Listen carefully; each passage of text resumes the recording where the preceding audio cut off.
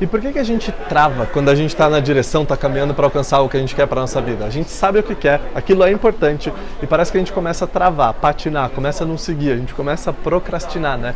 E isso acontece muito, tem muito coach que fica muito inseguro em tocar processos de coaching porque sente que vai ajudar o cliente, vai trabalhar um processo de desenvolvimento humano e o cliente começa a travar, é como se ele empacasse, como se ele não vai para frente e não consegue seguir.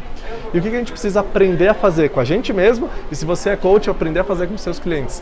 Entender e chegar na causa raiz do porquê que ele está travando. É muito comum as pessoas falar, eu procrastino, então tá bom, vamos aplicar ferramentas de produtividade para você conseguir fazer de forma mais fácil, mais prática, mais eficiente e a pessoa continua travando. Por quê?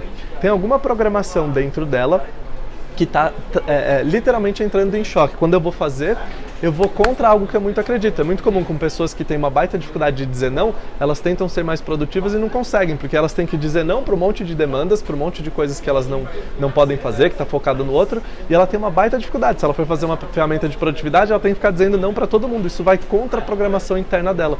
Então a gente precisa chegar na causa raiz. Isso para as mais diferentes coisas da nossa vida. E como é que a gente chega na causa raiz?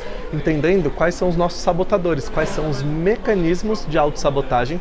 Eu preciso entender exatamente qual é, e tem ferramenta para isso, é maravilhoso. Eu entendo qual é o mecanismo que está me sabotando, e aí eu consigo pegar esse programa, que é um programa desatualizado, e instalar um programa novo, para eu parar de me sabotar e continuar seguindo em direção ao que eu quero. Então o que vai acontecer? Quando eu for fazer algo diferente, eu já mudei a minha programação interna, eu estou parando de me sabotar. Porque se eu ficar na programação antiga, o que eu for fazer vai estar em choque com o que eu vejo, com o que eu acredito, com aquela programação que eu acho que tem que ser assim. E aí é o que acontece com a maioria de nós, a gente começa a patinar e não consegue seguir, não consegue caminhar, não consegue desenvolver aquilo que a gente quer desenvolver.